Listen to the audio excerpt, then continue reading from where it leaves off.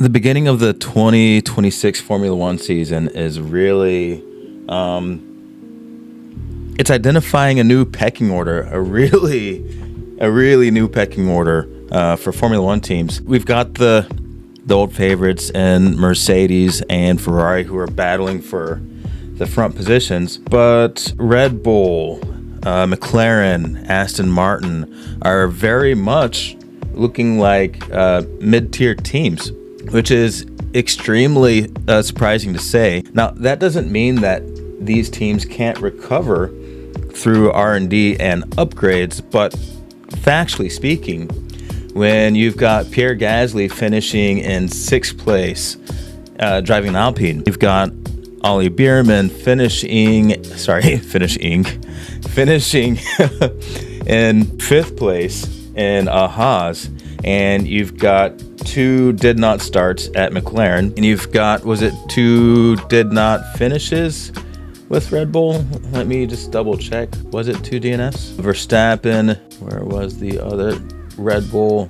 Oh, I'm sorry. Isaac Hadjar did end the race in 8th place, but as you can see, it is a new pecking order. You know what would have been really amazing? It would have changed history for Formula One as we know it right now. Imagine a world where Toto Wolff kept both Lewis Hamilton and Kimi Antonelli. Can you imagine the two of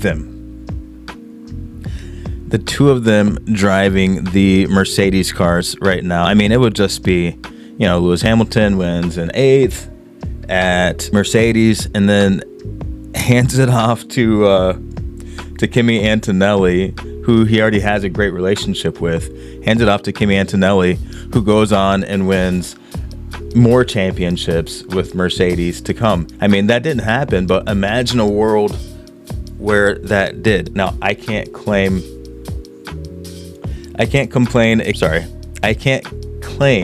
exclusive rights to that thought. My wife did pop in and be like, you know what? Toto could have kept Hamilton and Kimi. I'm like, actually mind-blowing. But that's not the world that we live in. So let's go ahead and address what's going on. Hold on. Is my mic not completely plugged in right now? Okay, that's better.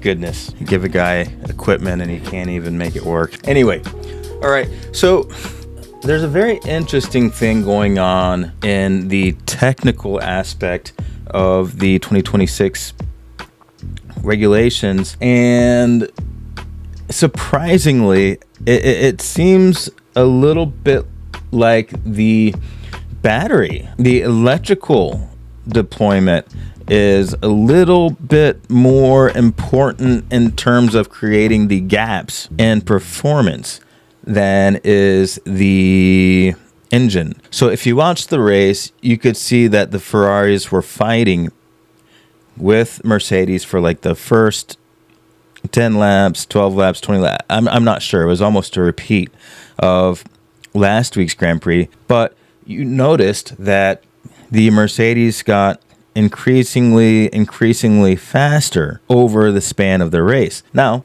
that I don't think is what actually happened. It's that the Ferraris got slower over the course of the race. There have been theories that Mercedes, their tires are slower to heat up, but then when they heat up, they really get going, and that is when they start to separate from the pack. What I'm understanding is that it's actually Mercedes' battery cooling system that is superior to the other teams, and because their battery stays cool longer, they can have a higher battery output for a lot longer because of the lack of heat soak, or less heat soak than the other teams. So it's the batteries that are getting too hot for the Ferraris, and that is why they're slowing down in comparison to the Mercedes. If you remember the radio message where Lewis Hamilton was like, come on, guys, they need more power, I kind of think that was management of the heat of the battery. I think,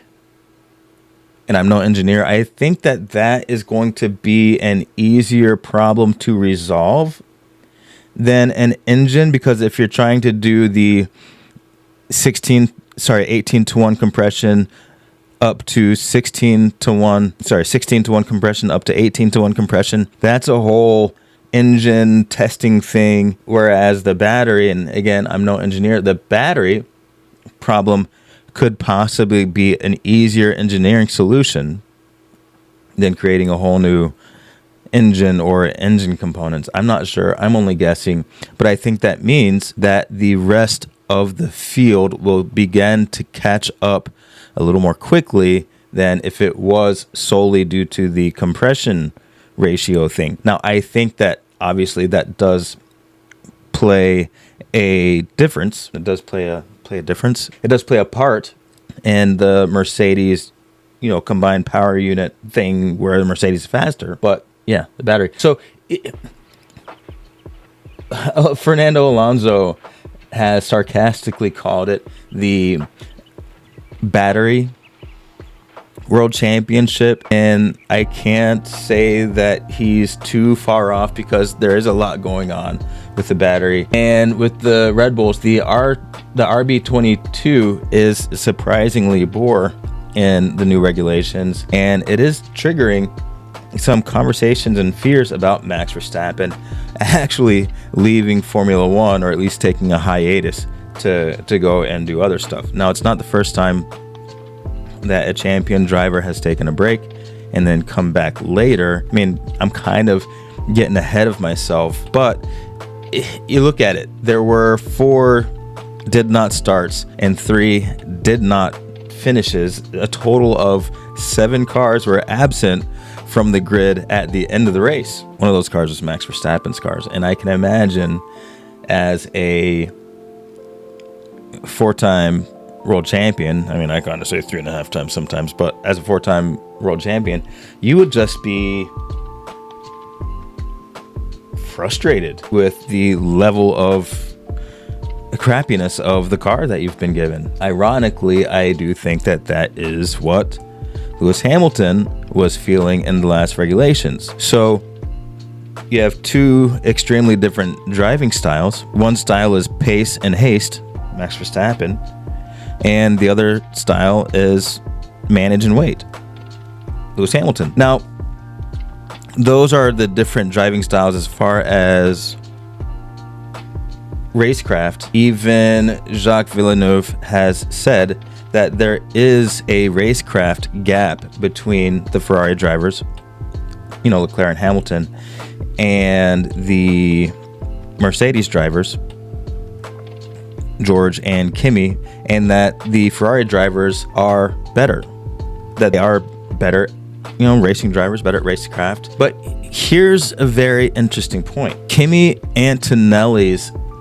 development seems to be coming along quicker than did George Russell's development, meaning that at some point, and we've already seen it with the race win, Kimi Antonelli is developmentally on schedule to surpass George Russell as a driver. So I feel like it's only a matter of time before that officially takes place. Remember Multi-21 with Sebastian Vettel and Mark Webber. Remember Lewis Hamilton versus Fernando Alonso. So every once in a while, you do get these young drivers who come in and dominate. And I can't leave out, Max Verstappen and basically, all of his teammates. So that is a thing. And I do think that is where Kimi Antonelli is headed. And it wasn't just a feel-good story. Like, the data actually says that Kimi is developing more quickly. McLaren had a crushing double did not start. Oscar Piastri and I have driven the same amount of Formula One race miles, and we're 2 races into the season. That's not a good stat, because I haven't driven any, right? See where I'm going there.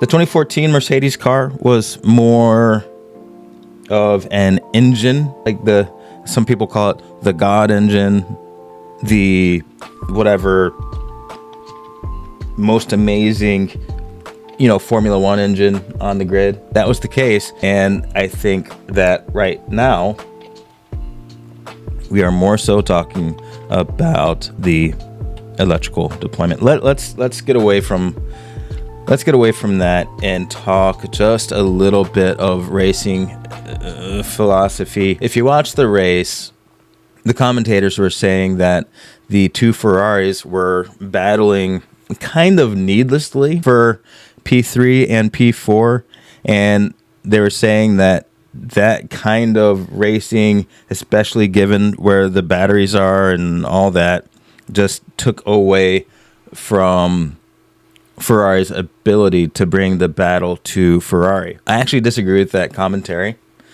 because I don't think that Ferrari...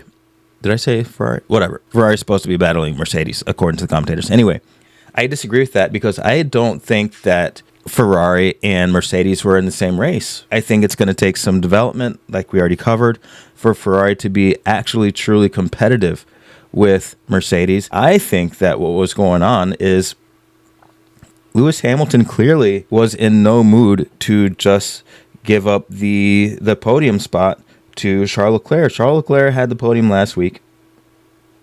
Fair. Let the best driver win.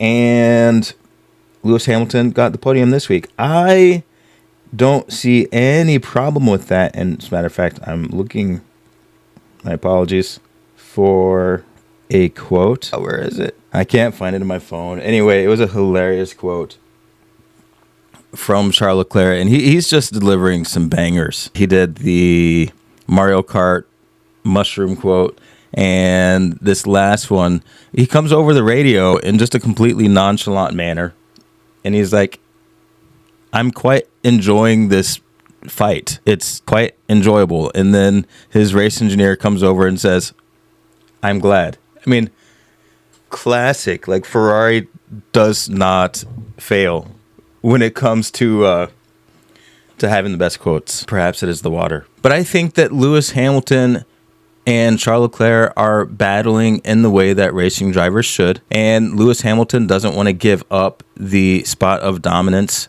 at the Ferrari team, and neither does Ferrari. And I think it makes for excellent racing. And you want battles like that because multi-21 is a thing now. There's two teammates battling. The battle of the silver arrows is a thing now. Like, it's this kind of stuff that keeps us talking about specific seasons and specific drivers for years and years and years to come. Had Charles Leclerc just pulled over and let Hamilton by, or vice versa, yeah, maybe, just maybe, you gain a couple of seconds on Mercedes. But that is not the kind of racing that lives in the hearts of racing fans for years after the race has concluded. So I say, good on ya, number one. And number two, they're racing drivers. They're supposed to race. I think that I've covered everything that I wanted to cover about the Chinese GP. And I think it was an amazing race. Congratulations to Kimi Antonelli for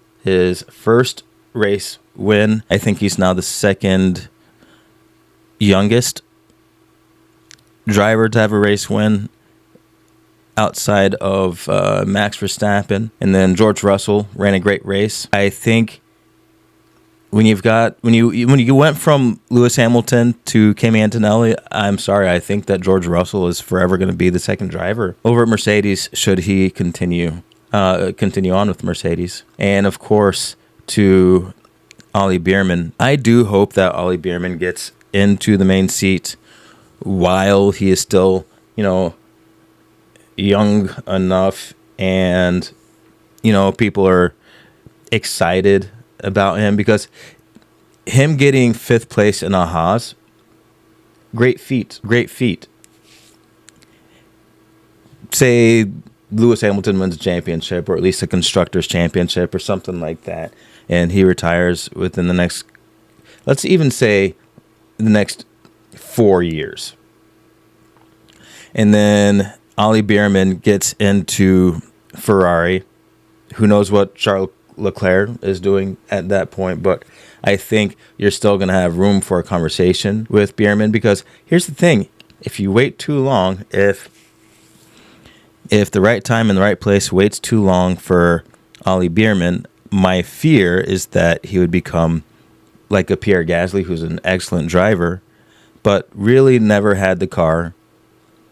And although Gasly finally has got sixth, and it seems as though he can finish at around sixth for the fifth or sixth for the foreseeable future, at least, for the next few races before folks start to catch up, people aren't quite as excited. So I hope that same fate doesn't visit Ollie Bearman and that he progresses into Ferrari. Well, with that, I think that's the end. And I'll see you next week if I don't come up with something to say a little bit sooner than that. All right. I've been Dalton. This has been the Petrolist, and you have been great. Thanks for watching.